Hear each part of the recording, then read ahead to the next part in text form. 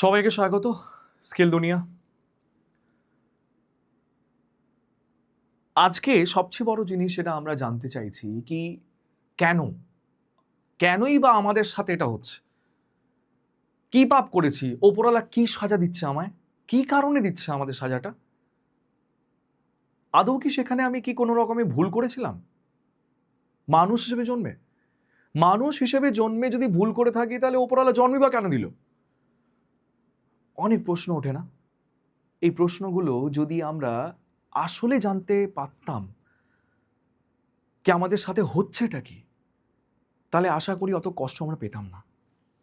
মধ্যবিত্তের নীরব যে লুণ্ঠনটা আজকে আমরা সবাই বুঝতে পারছি কি আমরা খেটেই যাচ্ছি, সারাদিন খেটেই যাচ্ছি, কিন্তু আসলে কোনো রকমের কি কোনো সলিউশন পাচ্ছি? এই গোপনীয় ব্যাপারটা যেটা কেউ বলতে চায় না, এই সমাজ এরকমই, কেউ বলতে চায় না। আসলে কিন্তু মানুষগুলো বুঝতে পারে শেষ যখন বয়স হবে তখন বুঝতে পারে, আচ্ছা এই ব্যাপার ছিল, আমরা তো বুঝতেই পারিনি কি গরিব কেন থাকলাম এতদিন। তো কেননা আজকে ব্যাপারটা বুঝি আসলে কি। তো চলো আগে দেখে নেওয়া যাক কি কি কারণে আজকে একটা মানুষ কষ্ট তো করছে কিন্তু সেই জায়গা পৌঁছাতে পারছে না। টাকা দিনের পর দিন যার অবস্থা, হ্যাঁ, অ্যান্ড সেখানে এই যে কি বলছে, আপনি আগের চেয়ে বেশি পরিশ্রম করছেন, বেশি সময় দিচ্ছেন এবং বেশি বেতন পাচ্ছেন, যদিও কেউ পায় না, অনেকে পায় আবার কেউ পায় না, কিন্তু তবুও মাসের শেষে নিজেকে আরো গরিব কেন মনে হচ্ছে? কি কারণে? কি কারণে? চলো জানি আজকে আমাদের সাথে কে হেসে দিল। মানে আমাদের পুরো, হয় না লোকেরা বলে কিসমত মে কোই পানি ফের দিয়া, ইয়া কিসমত মেরা বানাই নেই। কেমন কেমন লাগে কথাটা? চলো তাহলে দেখি ব্যাপারটা কি কারণে আজকে মানুষেরা কষ্টতে সে জায়গাটা কেন পাচ্ছে, কি কারণে কষ্ট বলতে তো পারি না আমরা। খেটে যাই, ওই সকাল সূর্য দেখলাম কি উঠছে ঠিক, কিন্তু কখন নেমে গেল সেটাও জানি না। দিয়ে আজকে এই ব্যাপারটা কি আমরা জানতে পারছি কি তার কারণটা কি? দেখো, টাকার পতন হচ্ছে যে জায়গা থেকে আমরা কিন্তু ভাবছি কি যে আগে মাইনেতে চলতো সে মাইনেতে চলে না। এটা তো মা বাবা ভালো বুঝতে পারেন। এই যে আমাদের টাকার অবমূল্যায়ন, মানে এক ভারতীয় রুপিতে আগের চেয়ে কম মার্কিন ডলার। এই তো দেখো না, $1 সমান 60 টাকা, সেখান থেকে $1 সমান 95.63। তার মানে এই প্রসেসটাকে তুমি যদি দেখো, এটাকে কি বলে, এটা কি প্রসেস? এই প্রসেসটাকে বলা হয় অপচয়, ক্ষয়ক্ষতি, যেটাকে বলা হয় ডেপ্রিসিয়েশন। এবার এই ডেপ্রিসিয়েশন কনসেপ্টটা আমরা জানি কি যখন কোনো জিনিসের অপচয় হয়, তাহলে সেই অপচয় তো সব জিনিসের হয়, মানুষের হয়। হয়তো কোনো সব জিনিস, মোবাইল থেকে শুরু করে তুমি কেনো না, ল্যাপটপ কেনো, কম্পিউটার কেনো, টিভি কেনো, ফ্রিজ কেনো। আরে ভাই তুমি সোনা কিনে নাও, তুমি বলবে সোনা তো স্যার, আরে ভাই সোনা ব্যাপারটা এরকম একটা অন্য জায়গা থেকে দেখলে তোমার মনে হচ্ছে না, কিন্তু তুমি নিজেই বুঝতে পারছো কি সোনার ভ্যালু কিন্তু আমাদের জমি যেমন ভ্যালু বাড়ে, তেমন কিন্তু সোনা যে হট করে বেড়ে গেল তার কোনো গ্যারেন্টি নেই, কমেও যেতে পারে। কিন্তু কখনো কি শুনেছো কি আমাদের জমির দাম কমে গেছে? কেন কি টাকা মাটি, মাটি টাকা লোকেরা বলে, তাই না? কিন্তু আজকে কোথাও না কোথাও লোকেরা এটা ভাবছে না কি জমি থেকেও বেশি সোনাকে ভ্যালু দিচ্ছে। হ্যাঁ, তো সেইটা কেন, কি কারণে সব বলবো, আস্তে আস্তে করে বুঝি কি টাকার পতনটা কেনই বা হচ্ছে, বা মূল্যটা যে কমছে, বা আমরা জ্যান্ত লাশ না হয়ে যাই। চলো দেখি তারপরে ব্যাপারটা কি বলছে। আমরা এই যে দেখছি কি টাকার মূল্য কমছে, কি কারণে কমছে, কেনই বা কমছে? কেন কি আমরা বেশি খরচা করছি, আমরা বেশিরভাগ জিনিসগুলো আমদানি করছি, আর এই আমদানিগুলো যা দেখলাম অবাক। ভারত তো সব জিনিসই আমদানি করে, ম্যাক্সিমাম কাঁচা তেল আমদানি, সোনা আমদানি, ইলেকট্রনিক্স আমদানি, মেডিকেল যার জন্য আমরা রয়েছি কালকে জানে কি হয়ে যাবে আমাদের সাথে, ফার্টিলাইজার যার ওপর কৃষকরা জান দিয়ে দেয় সেটাও নাকি আমার বাইরে থেকে আসছে। হ্যাঁ, তো ভারত বেঁচে থাকার জন্য বাইরের বিশ্বের ওপর যে আমাদের ব্যাপকভাবে নির্ভরশীল, এটা কি ঠিক? জানি না, বলতে পারবো না, কিন্তু এটা এটা এটা এটা থেকে এটা বোঝা যায় কি আমরা তো দেখতে পাচ্ছি কি আমরা খরচাই বেশি করে দিচ্ছি। তাহলে যদি আমি টাকা বেশি খরচা করি বা আমাদের দরকার বেশি পড়ে, তাহলে আমার টাকার মূল্য কমবে না বাড়বে? তা আমাদের টাকার মূল্য তো কমবেই। কিন্তু সাধারণ মানুষের কি? সাধারণ মানুষের টাকা তো বাড়ছে না, সাধারণ মানুষের টাকার পরিমাণ কিন্তু খুব একটা বেশি দেখা যাচ্ছে না। কিন্তু তাদের জন্য কে থাকে, কে আছে তাদের জন্য? এই জিনিসগুলো একটু বুঝতে হবে। কেনই ভারত এই জায়গাটা পড়ে রয়েছে, কেন টাকার মূল্য দিনে পর দিন কমে যাচ্ছে, কেন জিনিসের দাম বেড়ে যাচ্ছে? বাড়ছে তো বাড়ছে, দেখো মূল্যবৃদ্ধি আঘাত পাচ্ছি আমরা। যেমন এই যে দামি আমদানি থেকে শুরু করে বা পরিবহন যে খরচ বৃদ্ধি, পরিবহন তো ছেড়েই দাও, পরিবহন তো দিনে পর দিন বেড়েই চলেছে। তেমনই দেখো ওই খাদ্য যে আমাদের প্রাণের যে ব্যাপারটা দাম বৃদ্ধি তো হবেই, এটা তো দিনে পর দিন বাড়ছে। তেমনই বিদ্যুৎ এবং রান্নার গ্যাসের খরচ তো ছেড়ে দেওয়ার সাইডেও তো প্রত্যেক বাড়িতে একটা সমস্যা, যার জন্য কিন্তু আমাদের এই সমস্ত ব্যাপারটা বোঝানো হচ্ছে কি কেন হচ্ছে। এটাকে মাইক্রো অর্থনীতি বলি আমরা। এই অর্থনীতিকে বলা হয় মাইক্রো অর্থনীতি। মাইক্রো অর্থনীতি মানে কি তোমার ব্যাপারটা নিয়ে তুমি যেটা ভাবছো, তুমি যে ডিল করছো খরচাগুলো, এটা তোমার ব্যাপার। আর সরকার যদি পুরো দেশ চালায়, ওটা ম্যাক্রো অর্থনীতি মানে বড় অর্থনীতিকে বলা হয়। তো সেই জায়গা থেকে বোঝা যায় কি মূল্যবৃদ্ধি আঘাতটা কোথায় পাচ্ছি। লোকেরা বলে নাকি না মেরে তুই আঘাত দিয়ে দিলি আমায়, আঘাতটা তো এই 4টে জায়গা থেকে দিচ্ছে আমাদের। আর এই বা কেন হচ্ছে তুমি বলো, তাহলে দোষটা কার? এখানে আমরা কি করব? এবার তারপরে ব্যাপারটা আমরা আস্তে আস্তে করে জানছি কি আমরা কেনই বা এই জায়গা জাল চক্রে আমরা কিন্তু ফেসে গেছি, ফেসে হয়ে রয়েছি। বেতন বৃদ্ধি যায়, এবার বেতন বৃদ্ধি মায়াটা আজব ব্যাপার। এটা আমি দেখতে পাচ্ছি কি কয়েক মাস থেকে কি নাকি রাজ্য আর কেন্দ্র দুজনেই বলছে কি আমরা পে কমিশন হিসেবে নাকি বেতন হিসেবে আমরা দেখছি। তবে এই বেতনটা বাড়ছে কেন, বা বেতনটা কেনও বাড়াচ্ছে? যাদের চাকরি হয়নি তারা তো এটাই ভাববে, হ্যাঁ কেন বাড়াচ্ছে? এই জায়গা থেকে বুঝতে হবে আজকে সরকার কেন মাইনে ওই জায়গা অবধি যাচ্ছে। কেন কি কিছু সরকারি কর্মী বা সরকারি কর্মীরা সবাই যারা বলেন কি বেতন আমাদের খুব একটা বেশি নেই, আরো যদি বাড়ালে ভালো হতো। যদি ওদের সাইড থেকে দেখি তাহলে ব্যাপারটা বোঝো কিভাবে ভুলটা হচ্ছে, কিভাবে জায়গাটা হচ্ছে। যদি আমি একটা স্কিল শিখেছি, আমার ভালো একটা মানে জিনিস শেখা আছে, আমি টেকনিক্যালি জায়গা থেকে ভালো একটা জায়গা কন্ট্রোল করে নিজেকে মানে ট্রেনিং দিয়েছি, তা আমি একটা জায়গা কি করলাম, অ্যাপ্লাই করলাম চাকরির জন্য, সে চাকরিটা পেয়ে গেলাম। কি চাকরি? নাকি প্রাইভেট গভর্নমেন্ট চাকরি। এবার হচ্ছে কথাটা কি স্কিল হিসেবে যদি আমরা দেখি, তাহলে লোকেরা বেশি টাকা পাচ্ছে আর কম স্কিলের লোকেরা কম টাকা পাচ্ছে। তাহলে সেখানে বেতন বৃদ্ধি মায়াটা, এই বেতন বৃদ্ধি থেকে দেখো এই যে 3 থেকে যে 6% হচ্ছে যেখানে বাড়ছে, তার থেকে বেশি তো বেড়ে যাচ্ছে মূল্যবৃদ্ধি। আর মূল্যবৃদ্ধি কত? 3 থেকে 8। তার মানে যেখানে আমি 2 টাকা বেশি বেতনে যদি পাই, তাহলে ওর থেকে তো বেশি 4 টাকা দাম হয়ে গেল। সেখানে দেখো না 23-এ কিন্তু 20-20 জায়গায় 40, আর এই যে 26-এর 25 জায়গা 52। 52,000 টাকা বেতন মানে নেই, অথচ খরচা 52। এটা কি করে হয়? এটা কি করে হয়? এই বেতন বৃদ্ধি মায়াটা, এটা কিন্তু আজব মায়া, এটা মুদ্রাস্ফীতি মায়া। মুদ্রাস্ফীতি যত বাড়বে মনে হচ্ছে কি টাকার পরিমাণ বাড়ছে, কিন্তু তার সাথে জিনিসের দামও তো বাড়ছে। তাহলে তাদের কি, যারা চুপচাপ বসে আছে কোনো টাকা ইনকাম না করে বাড়িতে? ওই গরিব মানুষ, ওই লো মিডল ক্লাসের কাজ কি হচ্ছে? তাহলে ওরা তো আর মনে হবে মরেই যায়, কি করব?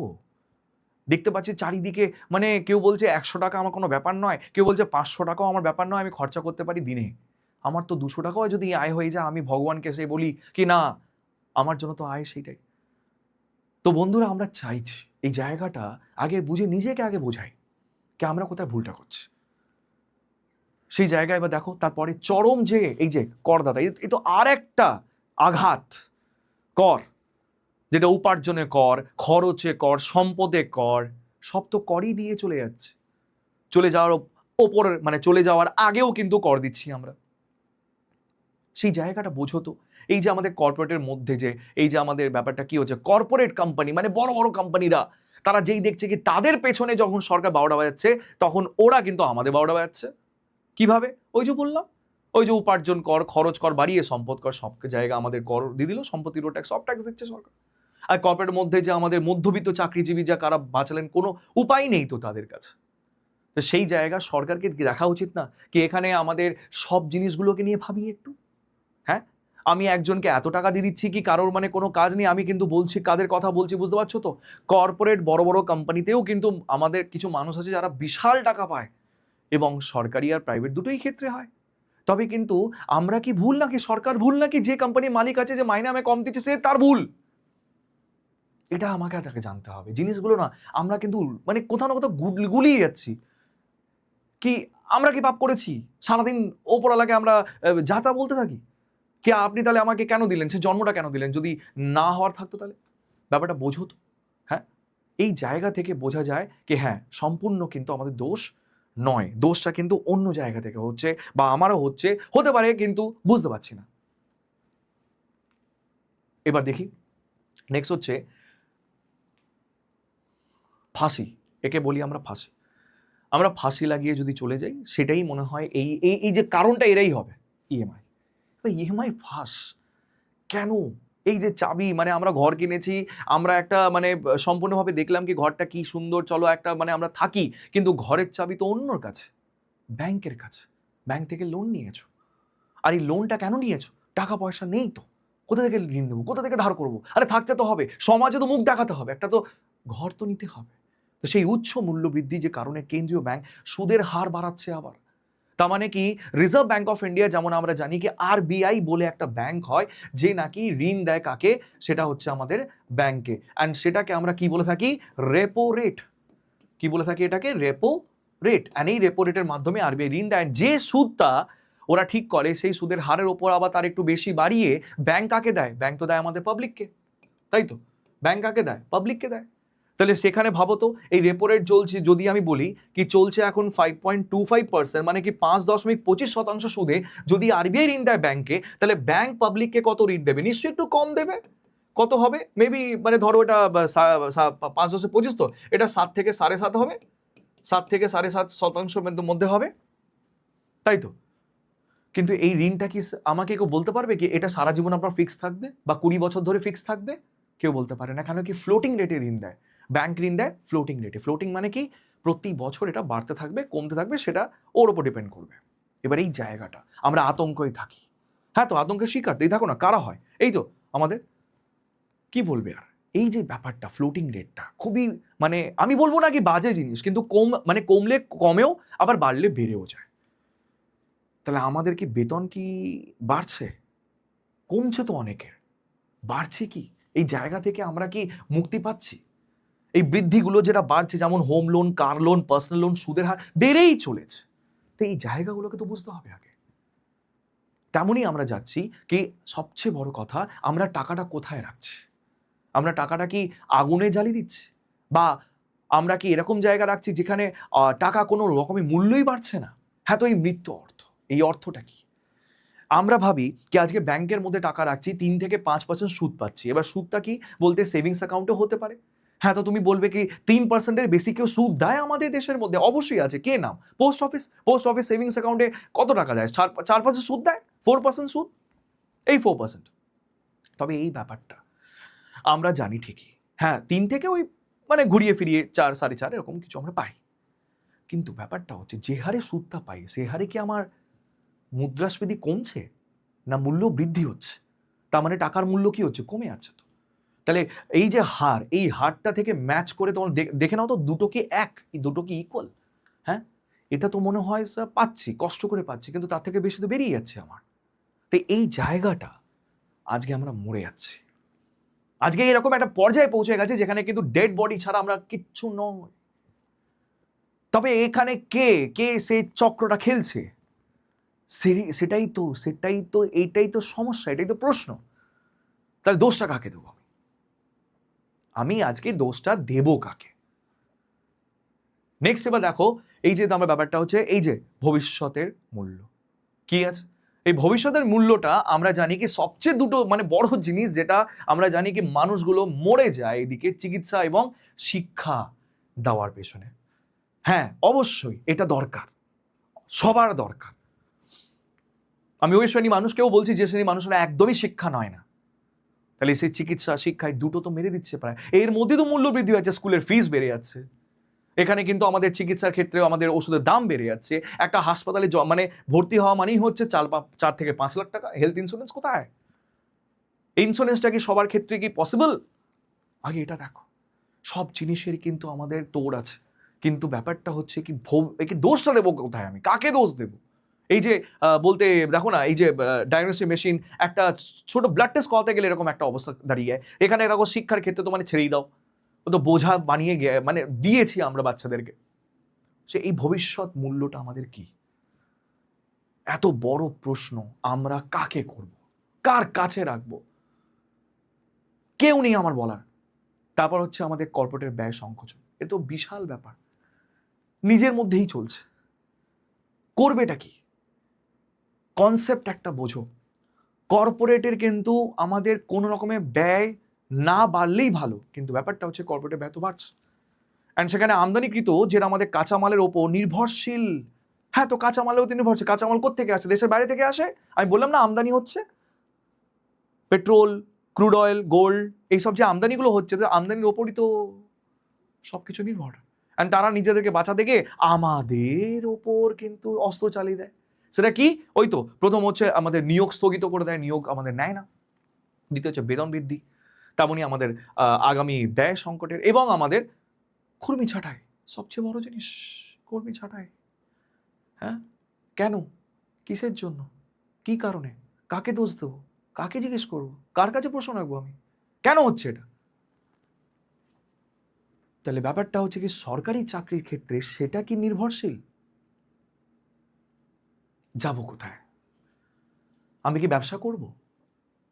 আমি কি রাস্তায় বসে ব্যবসা করব পড়াশোনা করে? তাহলে যদি এটাই করতে হতো তাহলে আগেই করতাম। আমি কেন তাহলে পড়াশোনা করলাম? আমি কেন গ্র্যাজুয়েশন মাস্টার্স করলাম? ব্যাপার আছে, অনেক কিছু বোঝার আছে। এই জিনিসগুলো বোঝো, কাকে দোষটা দেবে? দেখি কি বলে। আর নেক্সট, হলুদ নিরাপদ আশ্রয়। এটা তো মানে মাথা খারাপ হয়ে গেছে। মানুষেরা পালাচ্ছে হলুদের পেছনে। হলুদ মানে বুঝতে পারছো, ইয়েলো মেটাল। হ্যাঁ, এই ইয়েলো মেটালের পেছনে পালাচ্ছে। আরে ইয়েলো মেটালের ভ্যালিউ কিন্তু আমি কি বলেছিলাম, অপচয় ক্ষয়ক্ষতিও হয়। আজকে দেখছো কি জিনিসের দাম বাড়ে, সোনার দাম বাড়ছে কেন? কি সোনার দাম বাড়ছে কেন? আচ্ছা বাড়ে কেন বলো তো? যেমন ধরো আমি একটা কথা বলি, আজকে ধরো কোনো একটা অনুষ্ঠান আছে, পুরো পশ্চিমবঙ্গ মানে জুড়ে একটা অনুষ্ঠান আছে, অ্যান্ড সে অনুষ্ঠানটা সবাই বেরায়, সবাই বলতে গেলে চায় কি আমিও একটু ঘোরাঘুরি করি। বুঝতে পারছো, আমি একটা আমাদের ওয়ান অফ দ্য ফেভারেট মা দুর্গা পুজো সময় এরকম একটা হয়, মায়ের পুজোর সময় আমরা দেখেছি সবাই একটু কেনাকাটি করে। তাহলে কোনো জিনিসের চাহিদা, যেমন ধরো মায়ের পুজোতে কিছু একটা ফল বা মালা লাগবে, তাহলে ফল আর মালা সবাই কিনতে চাইবে। সবাই ভাবে মাকে পুজো দিই যেন আমার এই সংকটটা ভালো করে যেন চলে যায়, মানে সংকটটা মানে যেন চলে যায়, সংকটটা যেন না আসে। এবার ভাবো তো, ওই ফল, ওই ফুল, ওই মিষ্টি, ওই যে তোমার মালাটা, তার দাম কি হবে? দাম কি হবে? বৃদ্ধি হবে? অবশ্যই বৃদ্ধি হবে। মালার দাম বাড়বে, ফলের দাম বাড়বে, সব দাম বাড়বে। তো তুমি কাকে দোষ দেবে? মাকে দোষ দেবে? তাহলে ওই সময় কিন্তু তুমি কি ভাবলে, আমি মালাটা সবাই মিলে, পশ্চিমবঙ্গ সবাই মিলে কিন্তু আমরা কিনতে শুরু করেছিলাম। এই কারণেই কিন্তু আমাদের এই মালার দামটা বেড়ে গেল, ফলের দামটা বেড়ে গেল, ফুলের দামটা বেড়ে গেল, দুধের দাম বেড়ে গেল, এবং আমাদের সবজির দামও বেড়ে গেল। তো কারণ হচ্ছে ওই রকমই সেম জিনিস এখন সোনার পেছনে সবাই পড়েছে। কে পড়েছে? তোমরাই নয়। আর তোমাদের তো ছেড়েই দাও, তোমাদের মধ্যে খুব কম মানুষ মানে কি, আমি 1%ও নিচে ধরি এইসব মানুষদেরকে, যে মানুষেরা ইনকাম করছে বলে এইসব সোনা কিনছে, নালে কিন্তু আমাদের লো মিডল ক্লাসের কোনো স্বপ্নই দেখে না। হলুদ স্বপ্ন তো ছেড়েই দাও। তো সেখানে আমি যদি বলি, এই যে তোমার বলতে মানে কাগজের যে একটা মুদ্রা, ঠিক আছে, যেটা থেকেও বেশি আমাদের নাকি একটা হলুদ মুদ্রা নাকি বেশি হারালো, এই যে জায়গাটা বিনিয়োগকারী এবং কেন্দ্রীয় সবাই কিনছে, রিজার্ভ ব্যাঙ্ক অফ ইন্ডিয়া, তারপর সরকার, তারপর সবাই তো কিনছে, অ্যান্ড তাই বলে টানটা পড়ছে। অ্যান্ড ভারতের বিশ্বের অন্যতম শীর্ষ সোনা এটা। বুঝতে পারছো, দামটা টুক করে বেড়ে যাচ্ছে। কিন্তু ব্যাপারটা হচ্ছে কতদিন?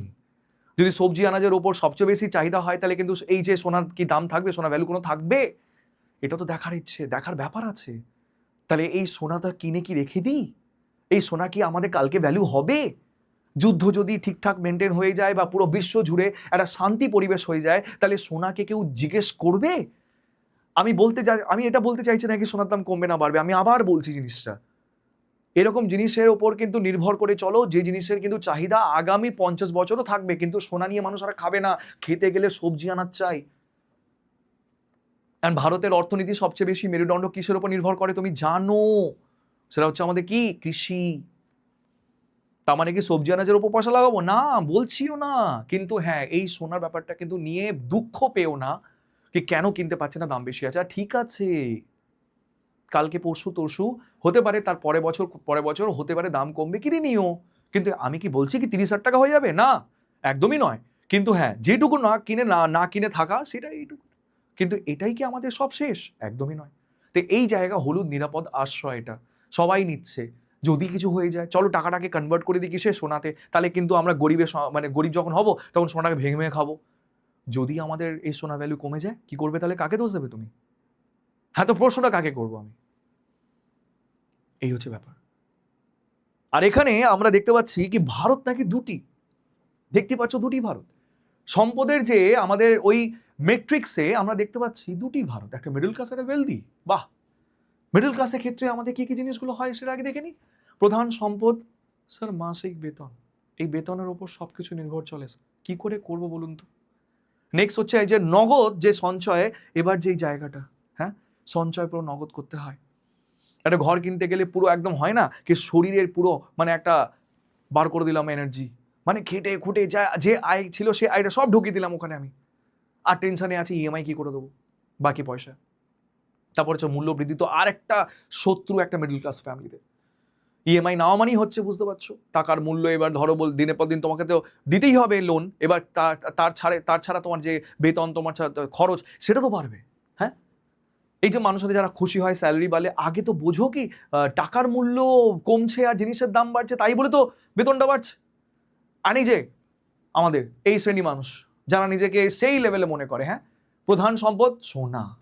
মানে একটা মানুষ যে বলছে আমার প্রধান সম্পদ কি মাসিক বেতন, যদি না পাই আমার সংসার চলবে না, ওখানে ওরা কি বলছে? সোনা আছে ভাই, আমার সোনা আছে, হ্যাঁ, রিয়েল এস্টেট আছে, জমি আছে, হ্যাঁ, শেয়ারের ব্যবসা বিশাল। অ্যান্ড মূল্য বৃদ্ধি হলে আবার শুনছি নাকি মূল্য বৃদ্ধি হলে এরা গরিব হয়, কিন্তু মূল্য বৃদ্ধি হলে এরা বড়লোক হয়। কি ব্যাপার? হ্যাঁ, বিশাল ব্যাপার।